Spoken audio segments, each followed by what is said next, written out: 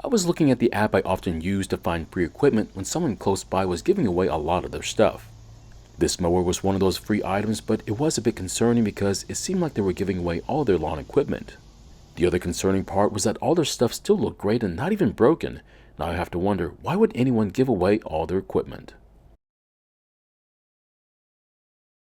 In today's video, we're going to be looking at this Troy-Bilt lawnmower. And the problem is that we just picked it up and we don't know what kind of condition it's in. But more than likely, it's not going to start because, let's face it, not too many people give away a working mower. We'll talk more about why I think they gave away all their stuff, but in the meantime, we'll try and get this mower working again. So we need to look over the mower to find out what kind of condition it's in. But at the same time, we need to record all the information we can from the stickers just in case we need to order parts for it. That's when we find out that this mower was manufactured several years ago, so unless it was ran low on oil, it should still be good. Now there was no gasoline in the fuel tank, which isn't a big problem, so we'll check the oil next. And well, there is some in there, however, it's right on the verge of being too low, so let's hope it wasn't used like this for too long. The air filter is in about the same condition, it's there but just barely holding on. And all we can do now is hope and pray that these factors didn't ruin the engine.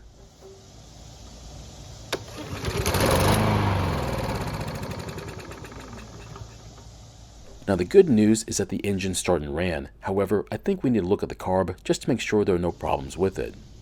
There is a secondary problem with it, and that is this wheel is stuck, which makes pushing it around a real pain. Of course, we'll focus on the engine first and then deal with this problem later on, but you can choose to make a different choice. Now to be honest, I've had to move this mower around the yard several times before this point, and I seriously considered fixing the wheel ahead of this repair just to make it easier to deal with. Now before we get too far into this repair, I've taken the top cover off to inspect the cooling fins on the engine. And that's because this is an air-cooled engine, so it would be nice to keep them clean, otherwise if they're covered in dirt, the engine could overheat and wear out faster than it should. Now if you don't want to use water to clean your engine, then compressed air works too, but you'll need to wear some eye protection. Otherwise, you could blow some of that dirt right into your eyes, which has happened to me before, and it's not fun to deal with. But if you do choose to use water, keep it away from the muffler and carb and you should be okay. But the other benefit of doing this type of cleaning is being able to see other problems that could be hiding under all that dirt. But of course, making a dirty mower look 10 times better also helps when it comes time to sell it.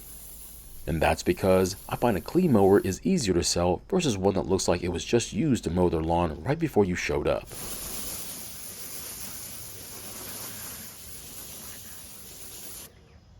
And after a few minutes of cleaning with a good cleaner and a water sprayer, it looks almost like a new mower when compared to what it looked like a few minutes ago.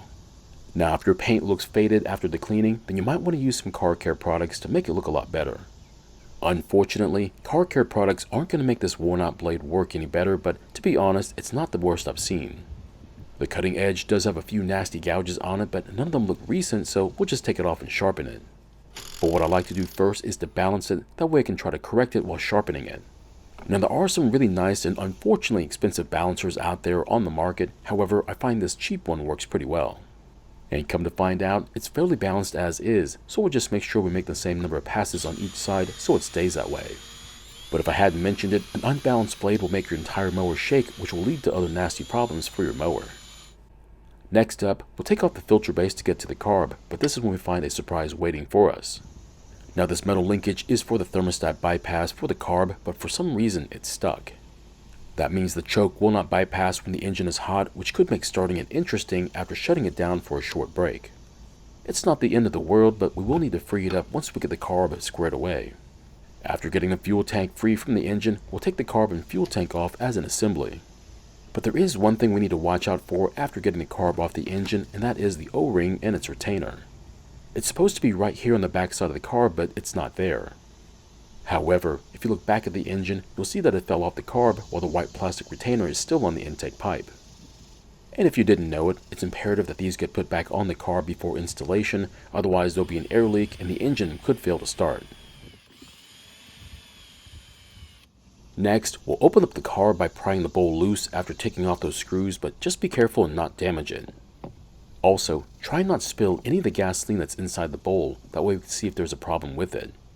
You're going to look for any water, debris, or even stale fuel, which might explain why it wouldn't start. But surprisingly, we don't see anything like that, which makes me wonder if it was ran dry before putting it up. The other part that's really odd is that the main fuel jet is extremely clear. Now I have to wonder if it might have ran if we put fuel into the gas tank.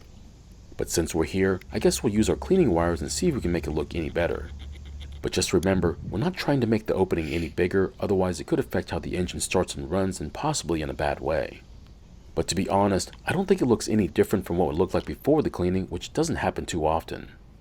In fact, after prying loose the white cartridge from the carb, it too was in great condition, but we need to separate it to see if it needs cleaning. And after separating it, it too was in great condition, which means this mower was most likely working when given away.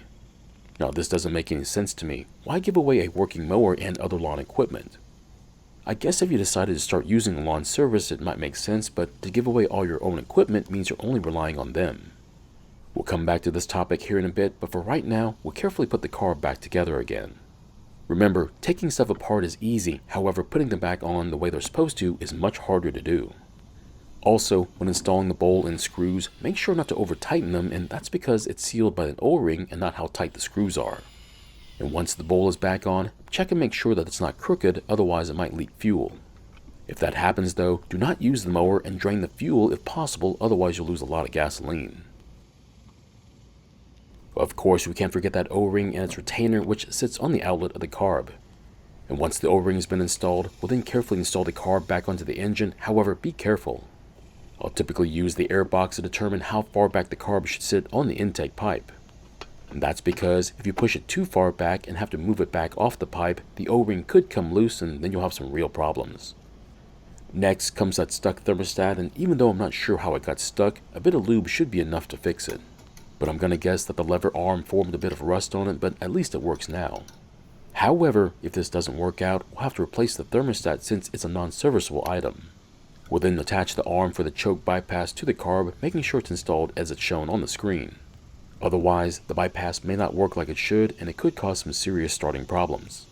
So when installing the base for the airbox, don't forget to attach that larger emissions hose to the port on the back side of the base.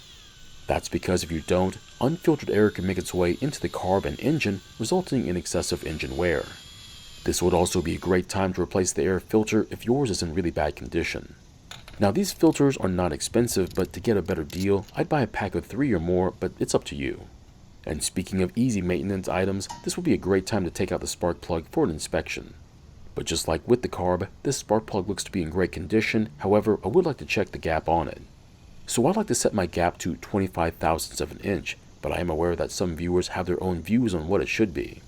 Now this one was pretty close, but after getting it to fit, it should now be set, but you might have to make a few adjustments on yours. The next item we need to check is to inspect the valve clearances. This is important because if it's off, it could affect how the engine starts and runs. But if it's really close to spec, we might not have to do anything to it. However, by the age of this machine, I doubt that'll happen. After getting the valve cover off the engine, we'll then rotate it until one of the arms is all the way down while the other one is up and loose. That's the one we're going to inspect first. So I'd like to set my clearances to 5 thousandths of an inch, but yet again, you're free to choose a different value. I'll then carefully slide our feeler gauge into the clearance and see how it fits in there. Now it should just barely fit, which would mean it's very close to our desired setting. And shockingly enough, it was pretty much spot on, which has me wondering if someone's been maintaining this mower. Next, we'll rotate the engine again so that the arms trade positions, that way we can check the other clearance. Now I know it's kind of hard to tell on camera, but this one was kind of loose, so we'll use a slightly larger feeler gauge and see how that one fits, and sure enough, it's tight just like it should be. Now even though it's only out of spec by a tiny amount, we might as well adjust it back to the setting we want it to be. But could we have left it alone at 8 thousandths of an inch? And the answer is yes, we could have. However, this does give me a chance to show you how to loosen the jam bolt in the middle and make our adjustments. Now typically, all we would have to do is slide our desired feeler gauge size into the clearance, turn the adjusting nut until the feeler gauge just barely gets stuck. However, this time, since we know it's only out by a tiny amount, we made a blind turn hoping that it was enough, which it was. But if it was out by quite a lot, we'd have to make our adjustments while the feeler gauge was in the clearance. Now this is not an exact science because personal experience has a lot to do with it, but after you do it once, you should get a lot better at it. We'll then install the spark plug followed by the top cover before moving on to the last few items. This would have also been the time to service that recoil too if you feel as though there was something wrong with it. The pull rope could have some damage to it, and if so, replacing it would be a great idea.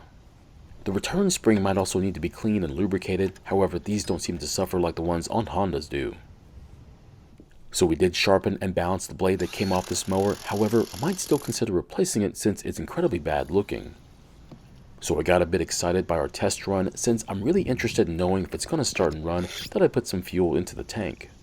That I forgot about that left front wheel was still stuck and was going to be a real pain to deal with.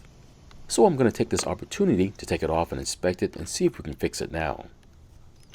Most times when this happens, it means there's a lot of corrosion built up on the axle for the wheel. But the strange part about this one is that it's so bad that it doesn't make any sense. How could this even happen? That is, until we get the wheel off the mower. That's when we understand how.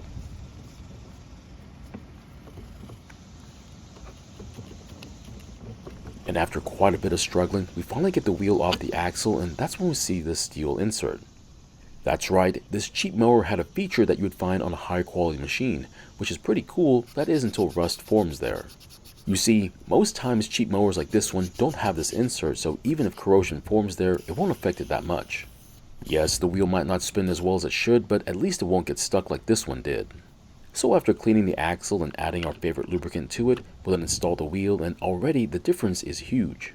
Now at this point, I might as well do the same service to all the other wheels too, but if they're still spinning somewhat okay, then we might get away with just leaving the wheels on while we add our lube. So I think it's finally time to get this mower back onto the ground and see if we might be able to make some money with it.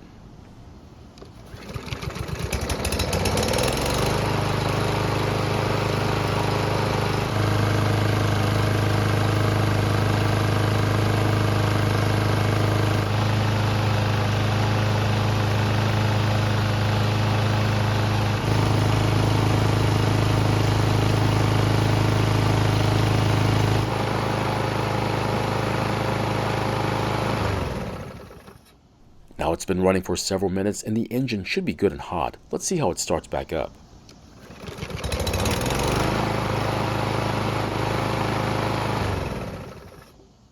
And as you just saw, it started right back up with no problems, just like it should. Now this is not an expensive mower, but that doesn't mean we should get any less service than the expensive ones. However, because we can't ask too much for it, it also stops us from putting too much time into it.